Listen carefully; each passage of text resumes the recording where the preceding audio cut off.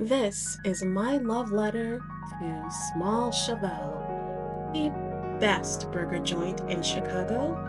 They've got locations all over Wrigleyville, Lincoln Square, Hyde Park. But no matter where you go, one thing remains the same. These burgers are elite. Now, why do I say that? Oh, my sweet summer child. Come with me. Let's take a look at the menu. At first glance, pretty basic, short, to the point, nothing fancy. But what the menu doesn't tell you is that one bite of these burgers will send you straight into a flavor explosion, a full tongue party of juicy, well seasoned beef, a warm, buttery bun, and that tangy, creamy sauce that ties it all in. And let's not forget the fries. Oh, they're crispy and salty, especially when you dip it in the garlic mayo sauce, which was new for me. No, this is not an ad. I wish it were an ad. Small Cheval, sponsor me. Now, I already know that some of you are going to be like, girl, this is just a burger, right? Just get a pan and stick it in this, what is it, stove? Get some beef, put a little salt, sprinkle a little pepper, and that's it. To which I say, no, absolutely not. Bland, flavorless, and you're being disrespectful. The reason I keep spending money on burgers is because I don't know how to make them taste good. And that's a problem because I'm budgeting. If you've been watching my channel, you know that I've been budgeting for 10 years. When I first started, food delivery was the first to go. But over time and becoming debt-free, I got a little comfortable and started occasionally ordering out. But I have new financial goals, so it's time to tighten up my wallet and cut out the spending. So today, I'm recreating my beloved Small Cheval cheeseburger at home. And I think I cracked the code. So this is very exciting. Of course, you need beef, you need your pepper, you need your salt. Add a pinch of paprika. And the game changer is the the rib wrap barbecue rub combined with adobo. I think that's how you say it. Trust me, trust me, this is gonna turn out good. So just trust the process. Okay, let's talk numbers. Last time I ordered from Small Cheval, I spent $19.97 just for the burger and fries, without tax, excluding all the surcharge that comes when you have food delivered to you, compared to the $21.73, the cost for all the ingredients, excluding tax, that I used for this, and this will make multiple burgers. So in the long run, way cheaper.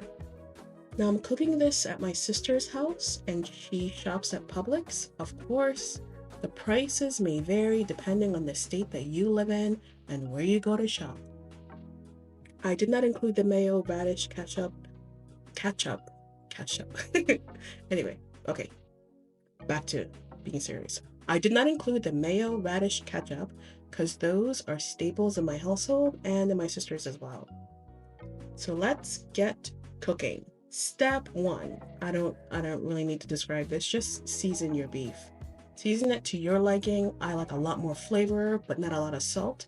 So I'm gonna add a lot of the rick rub, the rub, the adobo, which is a little bit salty, and paprika.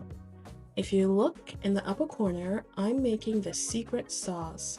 To my best memory, Small Cheval's sauce has mayo, radish, onions, and something else that I can't quite put my finger on, but I'm close. So, step number 2, flatten the burgers.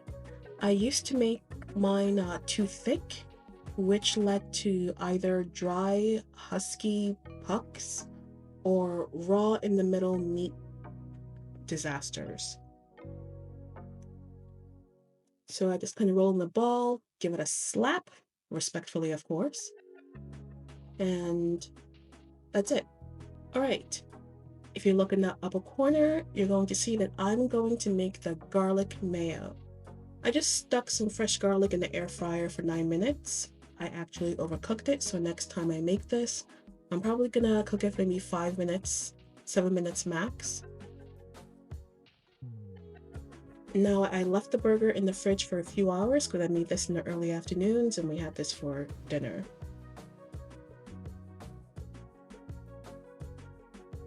Also, the garlic mayo turned out really well, but I actually did not eat it that night because the burger was enough. I was pretty full. So garlic mayo with fries, pretty tasty. So the first attempt at making the burger was for my sister. And I actually left the burger in the pan for about a minute before I realized that I forgot to set a timer. She likes her burger medium rare, so I had to fix that.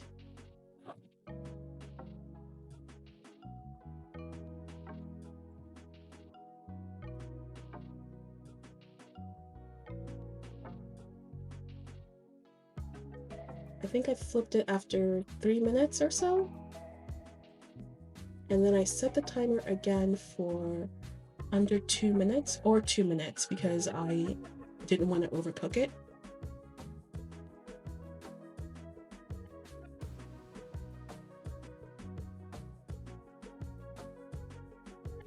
The problem with my garlic mayo is that I didn't have enough garlic. Next time I'll use more garlic. And again, I left the garlic on too long and the skin became really dry. So these are all good lessons. I wanted to make sure that the temperature in the middle of the burger hit at least 165 Fahrenheit. Unfortunately, I think I stuck the thermometer way too far into the pan, so I immediately took it out. And as you can see, the pan is way too hot. And when my sister checked it, it was still raw in the middle, so she took over cooking her own burger. Unfortunately, this one was a bit of a fail because it then became overcooked. So, yeah.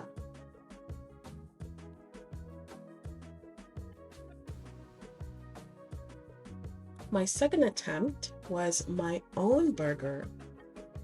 And this time, I lowered the heat. And I made the patty a lot flatter.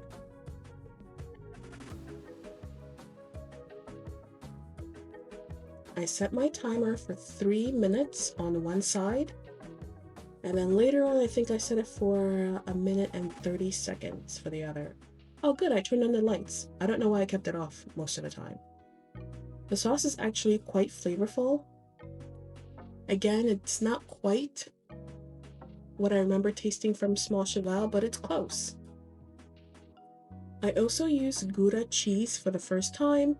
Shout out to my sister for picking it out. Wasn't my first choice, but it did work. It's actually quite good.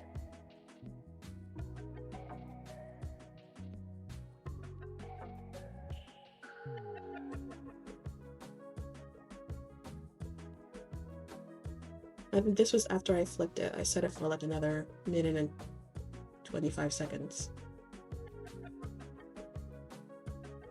I personally enjoy grilled burger in my grilled burger. I personally enjoy grilled onions on my burger. How about you guys? I prefer grilled onions to fresh ones.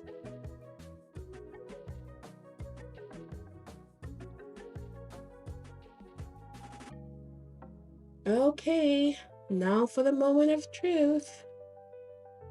I'm not gonna lie, my burger is not Instagram worthy. It's definitely not winning a beauty burger contest. But taste-wise, this was awesome. Juicy, flavorful, not too salty. I feel like I nailed it. I like my burger well done. So it was perfect. So final verdict, I don't think I'm gonna order burgers anymore. I think I can pretty much make a good burger, at least for myself at home. Thank you so much for watching. If you enjoy this, hit the like button and subscribe for more food and finance content. Have a good day or night. See you guys next time. Bye-bye.